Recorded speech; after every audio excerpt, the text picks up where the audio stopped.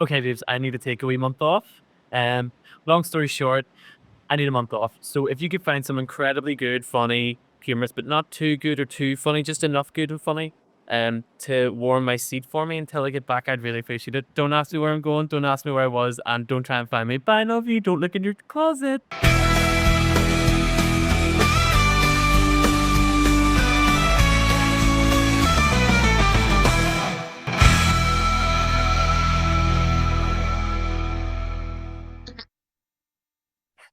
Hello, everybody, and welcome to season 2 of Up the Buff.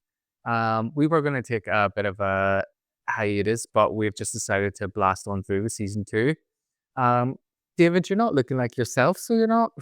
She switched our bodies. Today, we've got none other than my healing blister, my wee sister, Amanda. Amanda? Amanda? No, this is the kidnappers. What's your name and where do you come from? Blind date. I'm Amanda. I've been mentioned before, I think, from comments and stuff, but grew up with this geek. How dare you? How dare me? You came into my home and I apologized. What did Buffy kind of mean for you? I think watching it, it always made me feel like, because I was seen as the weird one, it sort of made it okay, and into stuff like that, and because obviously in the show and things like that, and I've always been curious about the Shut your fucking mouth. I've had enough of you, you beast. So obviously we'll be getting used to each other's flow. Yeah. I've got a heavy flow. And a wide set vagina. We're just going to get straight into it. The season 2 premiere, When She Was Bad. This is an episode that I can always go back and watch like anytime, because it just is like, it's a good comfort episode. Like, so much happens and we're getting straight into the action. Yeah, so we get an epic previously on that just kind of sums season 1 up. Angel's a vampire, Buffy's the Slayer. She's got some friends and she killed the master. So there was no need for us to do 12 episodes. We could have just said that. Yeah, that's all you need to do. And we start with Xander and Willow. They're casually walking along the side of the graveyard eating some ice cream. Yeah, it gave me like real sort of teen movie vibes. They're playing this like movie guessing game. It's a madhouse. A Planet of the Apes. Can I finish, please? Oh, sorry. Go ahead. house. I was distracted here by Willow's lime green brat to denim jacket that she's Yes, wearing. oh my god. Which I loved it. Yeah. And to kind of paraphrase, Xander says he's pretty much over Buffy, and him and Willow have this little like moment. Xander. There was part of me when this was happening, I was wondering like, oh, what it actually would have been like if they got together? Because at this point, like, I mean, I never disliked Xander. Yeah, I think he has some annoying behavior, but there was something cute about them, so it did make me wonder. I think because they've been friends for so long, like they've been friends from kids, and then you almost see his attraction switch from Buffy to Willow just in that wee moment with like the ice cream on the nose and all. And I just thought, I remember thinking, oh my god, this is it, because you sort of think it's always going to happen. When would it happen? And you thought that was it, and then it was interrupted by a pervert vampire. We just see this little sexy mini skirt, and we're just right back into Buffy saves him from this vampire, and Buffy also has a brand new short blonde bob, and the only thing shorter than that bob is that skirt. Hi, guys. She's blonder and she has a bob because she filmed Scream 2 between season 1 and season 2 of Buffy. Hello. This is one of my favorite Buffy looks, and I love that, like, we just have that line where she like is like, "Hi guys, miss me?"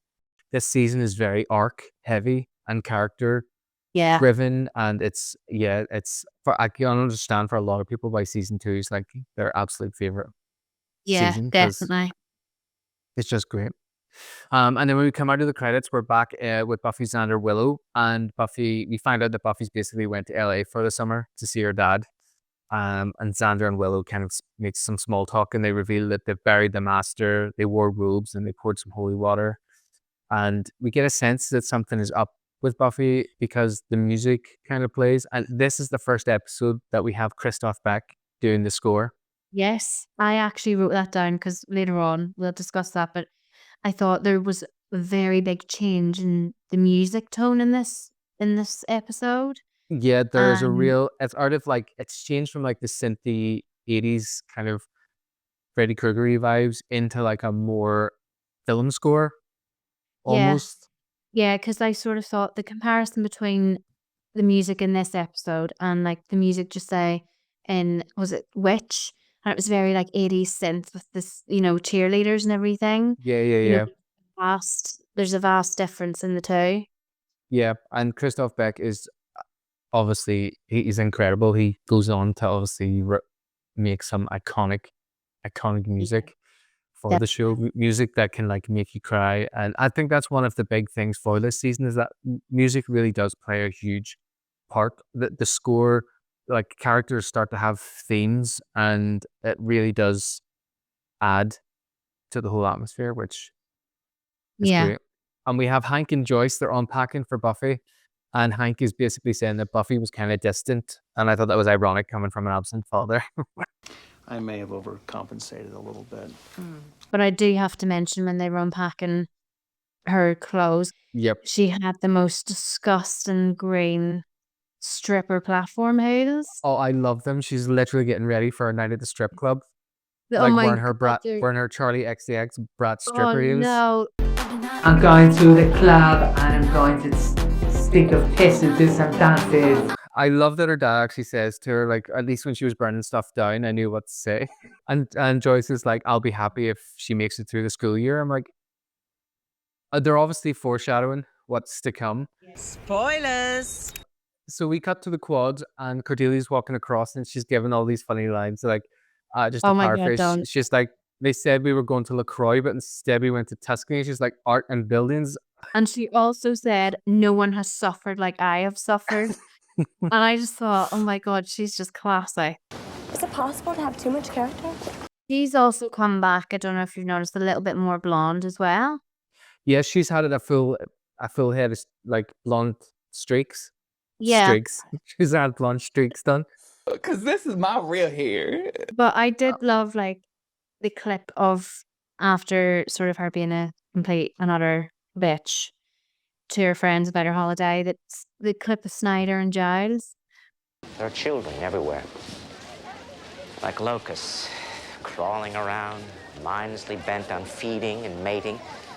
Giles is so sarcastic in this episode, I thought.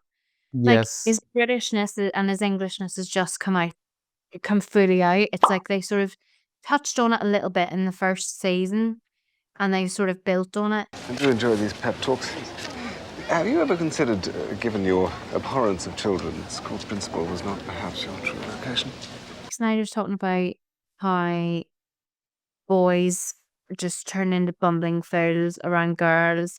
And I love the way that's reflected in the scene with Giles and Yeah. Jenny. Jenny basically says as they're walking into, she's telling Giles how she went to Burning Man. Yes. And saying how she got kind of naked and all this kind of stuff, and how Giles Like probably would have. hippy-dippy, like, yeah. Yeah. And Giles is like, naked?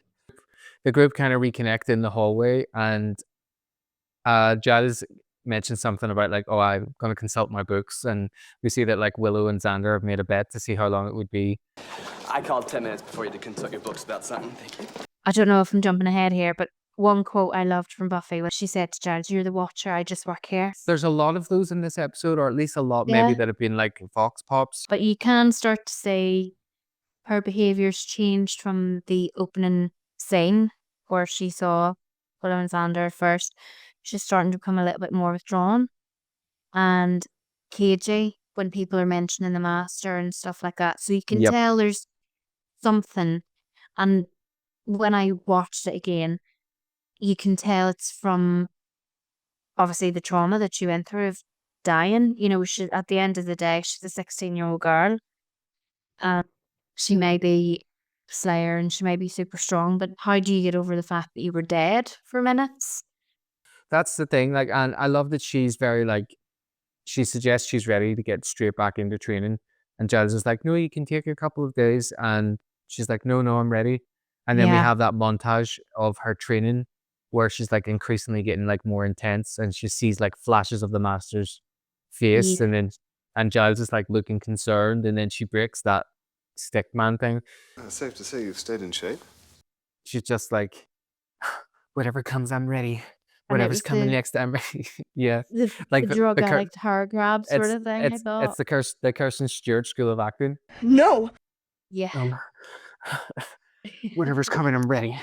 Whatever they got coming next, I'm ready.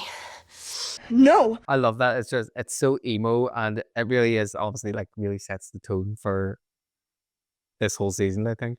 Yeah. We cut to the warehouse and we see, I don't think we ever hear his name, but he's called Absalom, and he's like a preacher vampire, and he says all this Yeah. stuff, and one of my favorite lines is like, where they bleed, we drink, we drink, we drink. You know what? When I watched that bit, I thought he's dressed really like medieval, and the speech is like what you would Yeah. hear in like a medieval banquet.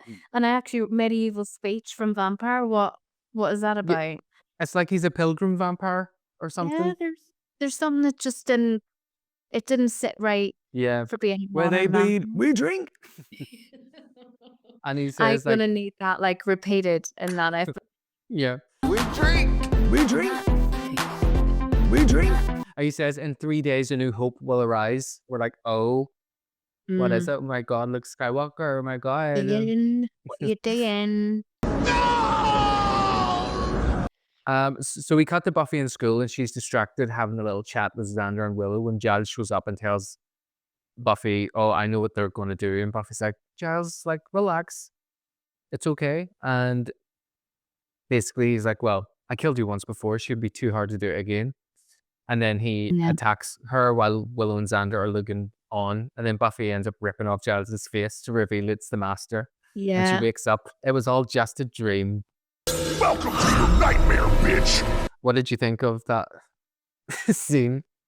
Do you know and the what? Because special it's been so effects? long since I watched that, it was only really until we got to that Giles point and I realized it was a dream because they were talking about dreams and Willow had that little innocent, oh, I have a weird dream like that time in Xander. Oh no, it wasn't Xander and it wasn't even me. It was a friend's dream, and she doesn't remember it. But it was a surprise because I don't think you saw it coming that early on. Yeah, there was no kind of like dreamlike quality to the scene, I think. Yeah. So that's kind of what I quite like that. It was kind of misleading, and it wasn't Yeah. so unrealistic that you're like, oh, this is clearly a dream. But when Buffy wakes up, she's in her room and Angel is standing in the corner like an absolute creep. Mind if I come in? Just because you got an invite to someone's house doesn't mean you should go through their window and stand in their room and watch them sleep. But as we know, this does become a thing that we find out Angel likes to do. It's watch Buffy sleep. But I think like when I watched it younger, you sort of romanticize their relationship a bit and you think, oh, that's so romantic, you know, watching someone sleep. But then as an adult, you're like, what the f? Like creeping into someone's room and just staring at them while they're Yeah, I mean- asleep. And I haven't been arrested for that in ages. I know, same. What a creep. When she woke up and saw Angel, she wasn't even shocked. Like she's just used to it or something. Yeah, I would have screamed and be like, what the f? I'm even like that. I'm like that way if I accidentally see my coat hanging the wrong way on the door at night Oh time. my god. Yes. Or if the dog is I- in the same room as me and I'm just like shocked that it's there.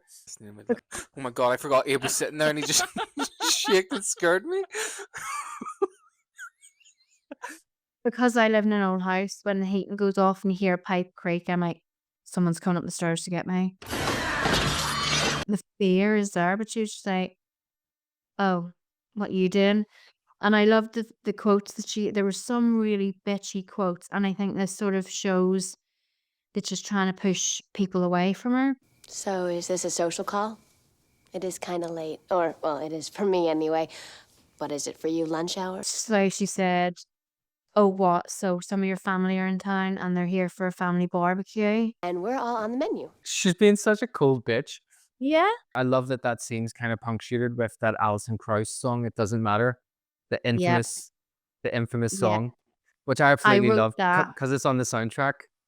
Yeah. It doesn't matter what I want. It doesn't It matter what I need. Yeah.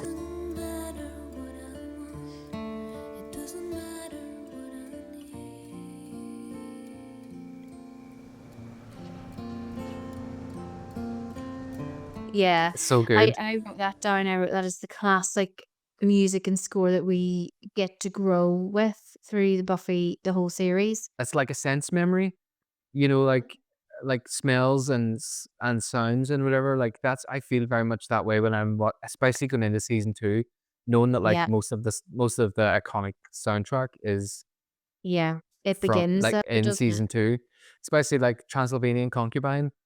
Oh That's gonna yeah. be that's And gonna be coming up soon. later in the episode, what comes in the bronze. But what I did love just in that little thing was, especially it was set with the music, was that I missed you. And when she responded with I missed you, he was already gone. Um, Yeah, and it just shows no matter what she says to him, the feelings, oh, there is something there. if she was asking him if he missed her or if she was saying I missed you as well, because Mm. she just said like I missed you, like she was questioning. I missed you.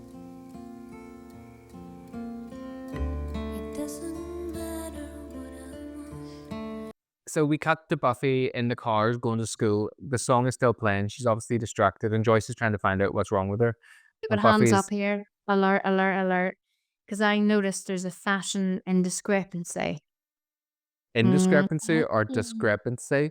What is it? Well, so in the car scene, she's wearing a pink lacy top with green sunglasses. Same Yes. urine coloured as the heels from earlier on. Yes. But when it shoots to the school, when it goes to the school, she's actually wearing a white tank top with like brown. She looks like an office worker. That's right. Yeah. Yeah, so it must have been Completely. them. They must Yeah. have just moved that scene. That Yeah, scene. yeah. Yeah. She's dressed like a 1920s detective that's like finished a hard day's work, and she's like, Yes. "I've just got my vest on and going to blow the story wide up and shiny." You do that accent in every episode. I know, I love it. It's my favorite go-to. My favorite go-to. You know. Yeah, I can tell. Yeah. So basically, Joyce is in the car trying to find out what's wrong with Buffy, and then fuck is wrong with you? Buffy just is a bitch and ignores her. Which Yeah, is she brilliant. just doesn't even respond. Can you imagine if we had done that to our mummy and daddy in the car? We're like, I'm fucking talking to you. And Buffy, Willow, and Xander are catching up in the hallway, and Buffy tells him she's gonna blow that story wide up and she. And Xander's like, we going to the Bronx tonight because Cheapo Motto are playing. Chivo Motto, they're playing? No, Willow, they're gonna be clog dancing. Chivo Motto can clog dance? Because I thought that is classic Willow. The cheap matter can walk dance. Like she was so excited. There's a lot of kind of witty repartee. Can't even speak. Sorry. Just some of that witty repartee you love. And Cordelia's like, oh look, it's the Three Musketeers, and she's like, fight any demons this summer. And I love that Willow's Very like, loudly. oh yes, our own personal demons such as drift and lust, which is so funny. But did you notice they have the classic 90s zigzag partings in their hair? Oh no, I didn't notice the parting. So Buffy has the zigzag parting and Cordelia has the same. And I thought you would have because you're sort of a bit more Gay. Buffy just outright says, well, you don't tell anyone that I'm a Slayer and I won't tell anyone that you're a moron. Yeah.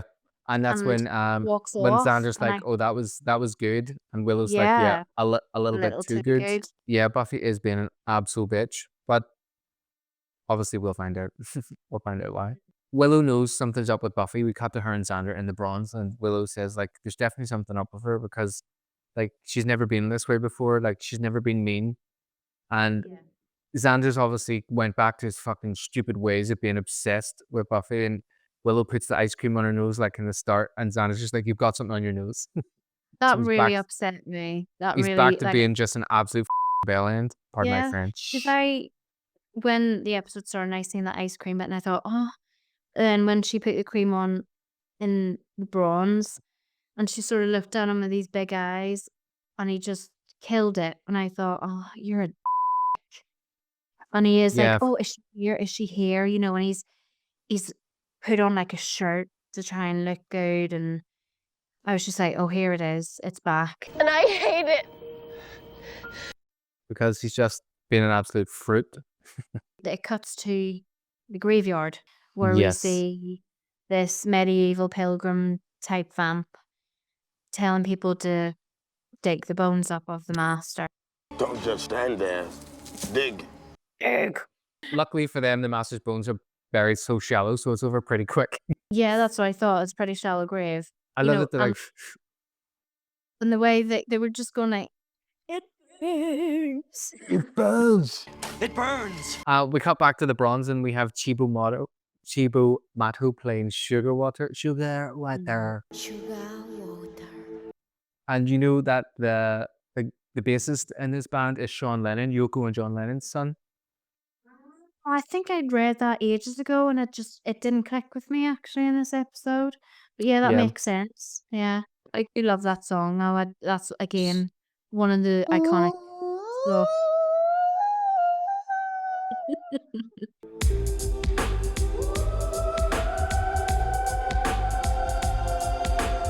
Buffy walks into the bronze looking like an absolute snack.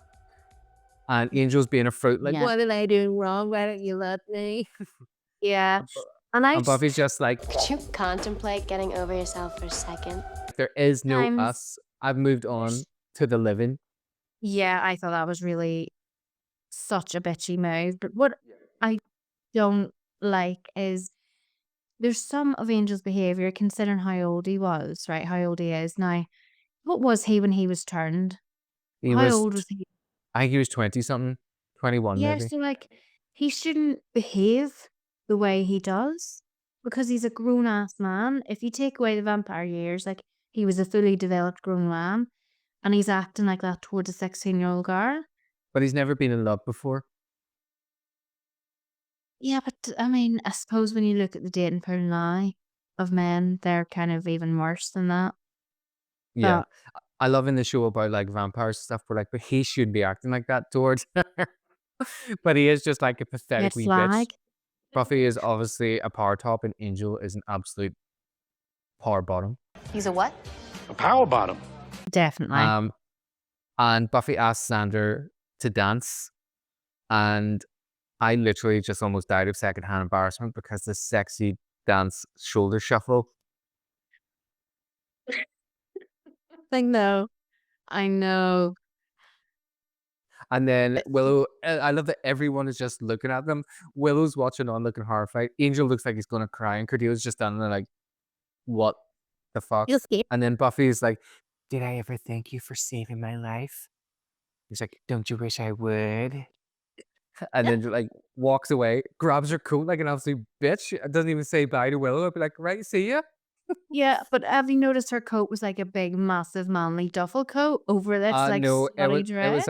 it was a fucking alphabet cloak. And that's when It we was cut to huge. like them outside. And even though I hate seeing Buffy like this kind of bitchiness, I'm just reminded by how good like Sarah Michelle Gellar is at this because it's very like her Cruel Intentions character. She's so Yes. good at being a bitch. I absolutely love it. And Cordelia follows Buffy outside and she's like, you're really campaigning for bitch of the year, aren't you? And Yeah. Buffy's like, oh, as reigning champion, are you scared? And I love that Cordelia's like, we've never really been that close, which is nice because I'd never really liked you that much. Cordelia says to her, whatever's causing the Joan Collins to get over it. Embrace the pain, spank your inner mop it, whatever. But get over it. Sort it out or pretty soon you won't even have the loser friends you've got now. And as Buffy like walks off and flings her fucking cape over her head, Cordelia is grabbed by a group of vampires. And they bring her to a warehouse and we see that Miss Calendar is also there on Concioso. Miss Calendar? And just shout out also to Miss Calendar's new haircut. That is kind of like yours. Yes. She's got very- bangs and a bob. Yep. It's a classic though, isn't it? Yeah, you're so 1998. I know. Love it. You're so Why not? 2008. He's always Buffy goes. lovely. Buffy goes to the graveyard on her way home and she sees that the master bones have been dug up and she actually looks like she's going to her knickers. Yes, I wrote actually Buffy's wigging out big time. And then she saw that the worst of the worst has happened. And that is what Angel was trying to warn her about before she was mega bitch. Yep. You know, had she have listened, she wouldn't be here now. Well, that's it. Basically, shatter coming. The score in this episode is just really great at underpinning. Yeah. And I loved like the way it was shot because it had like that rolling fog and the darkness in a graveyard, like, all classic signs of a great horror. So we cut to the school and Willow is just like, she's possessed. Um, and Xander's like, are we overlooking the idea that she might be attracted to me? And then he's like, she's possessed. And there's this really small, subtle moment where Giles is like, he's just gotten a root beer from the machine. And it's like he's drinking it, but you can see he kind of looks at it like this is fucking rotten. And it's just Oh, such I a didn't see it's just that. such a small moment that I thought was really good because it's so obviously the Brit in him is just like, oh, what the is this? We're straight into this like iconic exchange between Willow and Xander and Jazz when Willow's like, well, why else would you be acting like such a bitch? And Jazz is like, well, we're a bit too old to be spelling things out. And Yeah. Xander's like, a bitka? What's the So good. bitka? It's so stupid, but it's so funny. Jazz is like, how did you sleep? And she's like a log, master's gone. Yes. Yeah. I just love this exchange. It's like Buffy says they're going to bring him back, and Jazz is like, well, I've never heard of a revivification ritual being successful. And then Buffy ends up like snapping at Willow, and Snyder ends up interrupting them. But Buffy is like, it's not even that she's being a bitch. She's just like, you can understand her concern, but it's like she's really isolating herself like from her friends. And I think that's the thing that's uncomfortable to watch. It's not Buffy's behavior. It's more how closed off she's being because we're so used to Yeah. seeing her strength comes from like her friends and in many Yeah. ways. Oh yeah, so we cut to the library and Giles basically finds out that the vampires need the bones and they need the blood of the person that was closest or connected to the master. Buffy figures it's her, but she's like, we killed each other. It kind of like promotes being close. I love that this rock comes flying through the window with Cordelia's bracelet on it and it says, come to the bronze or we'll make her a meal. And Xander's like, they're gonna cook her dinner. Yeah. It's just really stupid in this episode, like with the whole what's a bitka, you're gonna cook your dinner. Buffy snaps at him again, or snaps at all of them, and she says, well, you're not going. I can't look after the three of you guys while I'm fighting. And Willow says, well, what about the rest of the note? And Buffy's like, what rest of the note? And she's like, the part that says, P.S. This is a trap. Yes. And Buffy storms off being an absolute cow. Yeah. Like I actually got that little bit where Willow spoke up. It was nice to see her have that tenacity to say something because you always see her as this really shy, Yeah. yes sir, like she'll It's just also- go along with what she's told. Also, like the ownership of like owning her role in the group and not being like, I'm not your sidekick. I help Yeah. out kind of without saying that in so many words, Yeah. Buffy basically storms off being an absolute bitch. She goes to the bronze and Angel was there. And Angel says this line, like, why you riding me? Why are you riding me? Yes. I was like, oh my God. Did cringe when I heard that. I thought that's I didn't cringe. I just put it on repeat and imagined he was sending it to me over and over till it was I'm sure finished. you did. Heavy breathing. Why you riding me? It's like, oh yeah. Come on, eh? I love that like Buffy tries to goad him into a fight and like I'm scundering for her to be honest because that's dead scundering when she's like kick my ass. Yeah. But what I also thought was the way she's like, oh, is that an offensive term now, vampire? What are you, an undead American? Which I love that. We've already established that he's not actually an American. That's right. Daniel, I'm coming for your money. And it's funny So- that his name was Liam, which is William, obviously. And then we've also got Spike, who is also called William. Yeah. So we've just got the two big willies. Inside the bronze, there's a vampire on the floor, and Buffy's like, that's not Cordelia. And the vampire's like, Cordelia couldn't make it. I don't know if you feel pissed. Her vampire teeth were like really. Her gum Like was that? like the size of her teeth. I was like, I think that's probably where they put the prosthetic on. Like, Cordelia couldn't make it. It was Not supposed to say. Cordelia would not be seen dead in that red coat. Actually, I Like, like she that was- red coat and the snakeskin trousers. It was very No, I Buffy like it. season There's 3. not. It's not Cordelia though. No, Cordelia loves burgundy leather. Yeah, and she So she said to does. them, "Just say that." Angel says, there's the bait. Where's the hook? And then back in the library, Giles basically translates that the closest to the master actually meant physically close. And when they look up, they realize they're surrounded by Taylor Swift's backing dancers being like, Mom. Yeah. Shake it off. Yeah. Yeah. Vampire's gonna play. Buffy gets to the library and it's trashed, and Xander comes out from behind a desk and he's all bloodied up. And Buffy's almost like back to her normal self for a minute when Xander kind of like scolds her and puts her in her place, and he says, if they hurt Willow, I'll kill you. I don't know what your problem is, what your issues are, but as of now, I officially don't care. Yeah. And I don't know if you thought this, obviously don't want to give too much away, but this scene really almost mirrors the scene in Becoming Part 2, where Xander again is the only one who's left in the library Yeah. after everyone has been taken. So I thought it was Yeah. funny to like start the season that way and to end the season It's like a that foreshadow, isn't way. it? And it's kind of the same thing because it's like he's angry at Buffy in the finale, in that kind of finale. I can't wait until we get there. It's going to be so good. And it's as well, like, it's the There's a way lot of he's, foreshadowing in this episode, but yeah. it's so far away that you wouldn't really think. When it doesn't, you don't think of it as being a foreshadow, you just see it in that moment. But like, I did like in that scene, it was a very strong scene for being so short, and I thought you really see where like Buffy almost changes because of what he says. Like he said, if you actually listened to us, this wouldn't have Yeah. even happened. Yeah. And I think that's where it connects with her. Like, actually, You're totally you right, know, Chick. yeah, But I love that Buffy's bitchiness comes in handy when she's interrogating this vampire. But since I'm not going to kill you anytime soon, the question becomes, how are we going to pass the time till then? How do we pass the time till then? And then she puts her cross necklace down the vampire's throat. It's actually quite like dark, and And then she takes it out and dangles it again. One more time. Go ahead, she Yeah. holds her mouth shut over like, yeah. And you see, obviously, the smoke. But what I loved about that was, like you say, the way she delivered that. How should we pass the time? It gave very Cruel Intentions, yeah. vibes, because And it's very like Buffy doesn't ever with the vampires. She's not out to like torture them or to make them like feel pain. So this is like a new side of like embracing that kind of dark side of her to get to kind of playing on their level. yeah, Almost to also not get supposed to say it. Not supposed to do. it's almost like Principal Slutty was a vampire.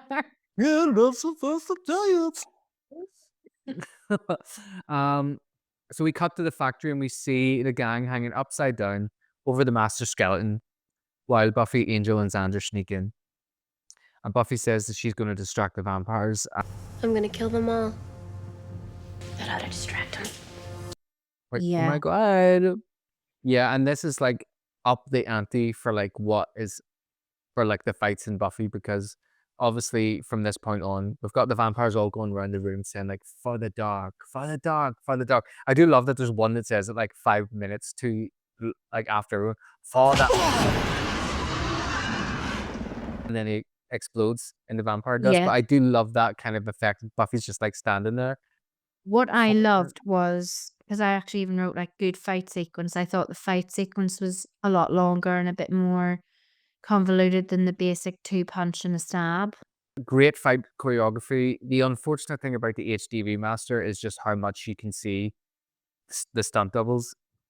But even the fighting style, I feel like, is different, and it's maybe because of Buffy's emotion too. It's very like, it's like really fast and like whippy, and she's got like a lot of like gymnastics and stuff in it, like when she flips over like the box. Yes. And I love that fucking Absalom vampire is just literally going absolute bush, like. The sacrifices! Stop there! Enough! I'll grind you into a sticky paste and hear you beg before I smash in your face. Yeah, he's been an absolute fruit. The little anointed one, I hate that child. Colin is his name. But Colin? his name's Colin. And I love the ingenuity of how Buffy kills Absalom and the Willie Nelson looking vampire by snapping the torch and spinning it, and it stakes Willie Nelson and burns the Absalom. Yeah. Obviously, with the effects and stuff that they had back then, I thought that was really well done. Yeah, the effects are generally better now for season 2 because they've got a bit more Yeah. money, which is good. But yeah, that kind of him Dustin by being set on fire, I thought was really good. Even the fact that they let us see the stunt double be on fire for like a couple of seconds, rather Yeah. than just like, I thought it was a quite a useful way or a good way to like show the audience it's a bit more Yeah. serious. As that's happening, Angel and Xander free everyone and they all come back to consciousness or whatever. Angel has his own wee fight with a vampire when he puts on his vamp face. And Buffy's looking kind of shocked and emotional as she picks up the sledgehammer and she just smashed the out of that skeleton. And I've just kind of underpinned here that like the Christoph Beck score here is just Yeah. amazing.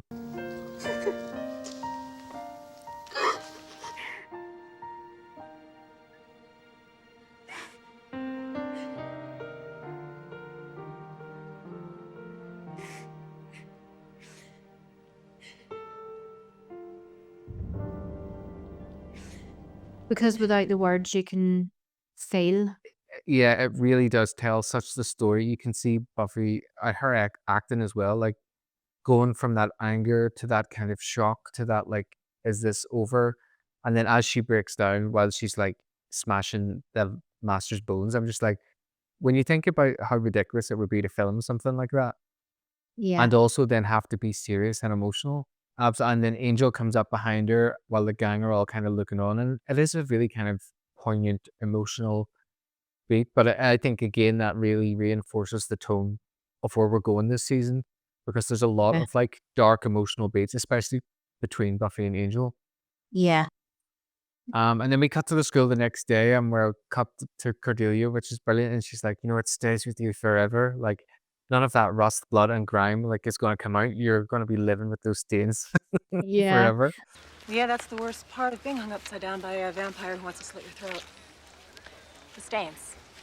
But what I liked about, you had that raw emotion in the scene before with Buffy, and then it just cuts to that lighthearted scene. Yeah, it's just Sort of punctuated show really it's well. moved on from it, if you know what I mean. So it's nice to have that quick cut scene in the daylight, sort of lift Yeah, the to dullness lift it. and stuff. And I think that's why Buffy's also, dressing like she's a pretend tennis player. That pin jumper, which is also green, isn't it? It's like, this is a Yes, very it's brat green as heavy, well. which is funny because Buffy's being a brat this whole Having a episode. brat summer Yeah, energy. she's like 360, killing all the peppers and the bronze on me. I'm so So Cordelia. Anyway, so she's telling Giles that she feels dead bad, and Giles is like trying to console her, but he's not really helping. But he's like, it's hardly the worst mistake you're ever going to make. and And then she's boy, is like, he right. Boy, is he right. Things about to get crazy! oh, definitely. And she gets to class, and Xander and Willow are nice to her, so all is well in the world again. And I like that, like, Xander's like, well, are we going to go to the Bronze tonight? And Xander's like, oh, well, we could grind our enemies into talc, but we did that last night. Yeah. And then I we get didn't this lovely, gay, uplifting piano song. Do-do-do-do-do. Yeah. It was very like Do-do-do-do-do. sitcom, wasn't it? Do-do-do-do. And she's Dun, like, dun, dun. It's like something Miss Mitchell would play on the piano. yeah. Or like, the demo music that you get on a Yeah. keyboard? Like that. Do-do-do-do-do. Boom, boom, boom, boom.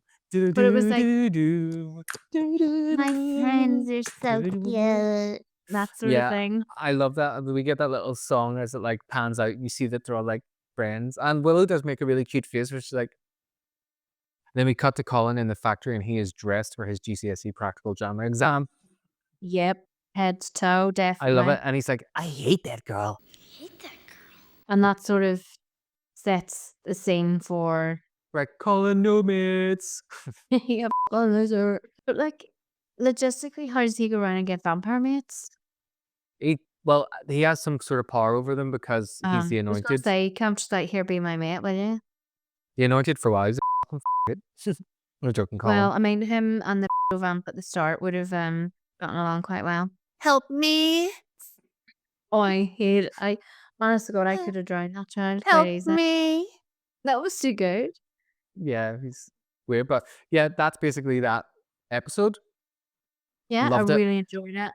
It's one of my favorite season openers. It's just so. I mean, I'm kind of like this with every episode at the minute, but I'm forgetting how easy it is to watch all of them and how much Yeah. I love. Like none of them are a chore to kind of watch, which is great. I thought that the next episode was going to be a chore to watch just based off my memory, but then watching it, I was like, oh, it's just different now. But that was something I think I've touched on before. Is like how when we moved to Best Hill, like it was kind of far away from where any of our friends lived, so we Yeah. couldn't really like do things like after school unless we were getting a lift like from daddy or whatever. So we did spend a lot of our time either like watching Buffy together, Yeah. Because like I remember every we single used to night go to probably for Farside. years. We used to go to Farside because you'd have to pre-order all the videos, remember? Yeah, the videos and the DVDs and Yeah, I and then remember going yeah. and then tell people what you did to my DVD box sets. It was. Remember when you put the pin scratch It down the wasn't me. spines?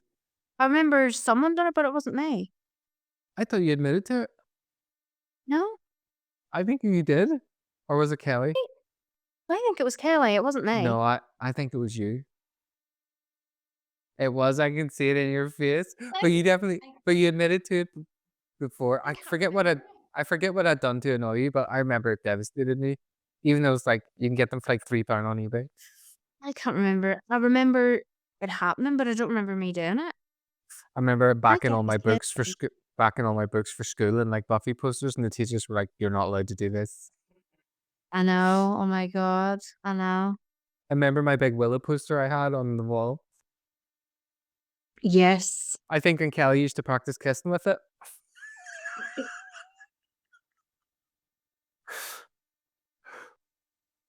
No, was that not? Oh, Angelina Jolie, my 2-meter poster. Remember my mind with that? When she was on her medicine and she was like high as fuck on her medication in the bathroom, and I had an Angelina Jolie poster on the outside of my door, and she was, Tony, introduce me to your girlfriend. While she was on the toilet? On the toilet. So funny. I just remember doing the Chinese and going to get my Buffy magazine. And then remember I was letter of the month one month. Yes, I Those were do. the days. Oh my God. Remember that is so like when you look back at how you used to have to communicate and build a community, whereas now you can just like find it anywhere. Do you know what I mean? Like Yeah. online, like that. But just Yeah, because even forums weren't really that big. Like we only really got it computers like in our teens, and we didn't even have our at home computer. I remember I would download like the Buffy trailers for each week that was coming out and put it on a floppy disk and like bring it home and watch it. yeah, I do. I do. And then when I I started remember making all that. my Buffy montage videos in Windows Movie Maker. Yes. Remember we used to do like the voiceovers, remember? Yeah, I remember one where that you were in vaguely. Did we not make like our own Buffy voiceover episode or something? So I There remember was we done some. characters. It was something like I vaguely remember. Remember, I used to have that game as well, where it was almost like you could walk the character around and make like little movies, and they would do like you can make them do things. It was a I PC game, think so. and you would animate it, and you would get them to like either walk along or have a car drive and make like trailers and stuff. Those were the days. I No, just I can't remember like remember. my toxic one. I wish I still had a way to like see them, or like my favorite was my Left Outside Alone by Anastasia one. Yes. So it was my memory of them is that they were so good. My memory of them is that they were so good, but I think if you watch them now, that you'd be just like so scuntered watching them. Yeah, I know. I wish I'd have had some way to still have them. I think they were on Bebo, but I know, I remember Biba. those were the My days. God. But yeah, like, going back to when you asked me about what Buffy means, it just goes to show how many memories that we've got of it, and Yeah. obviously we were talking earlier, and one of my most favorite episodes coming up, Yep. Episode 3. and I just this for me probably shaped me as a person, I think, seeing this episode. Yeah, Um, it really did. and I actually just, when I put it on today, I haven't finished it yet, but when I put it on, I was like, yes. I It is such a remember. great episode. It's so dark Yeah. as well. And it's I just so, it yeah, really sets the tone for that character Spike coming in.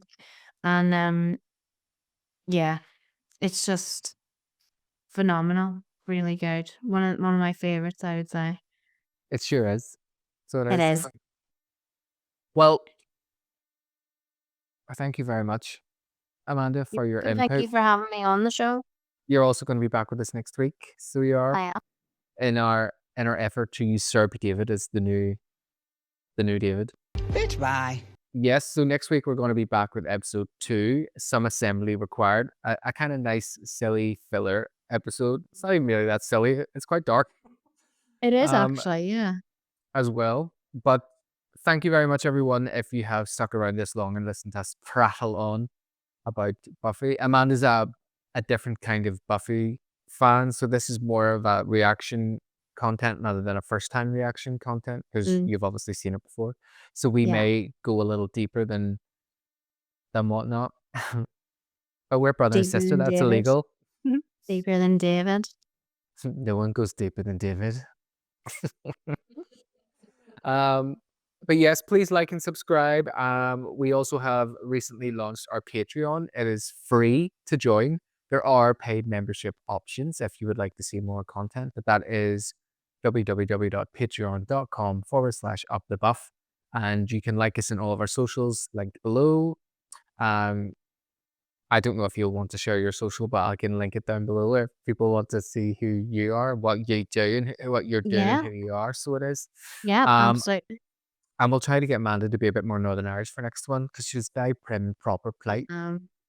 That's what Mr. living in Giles. England does to you, though, isn't it? Mrs. Amanda Goldthorpe. Yeah.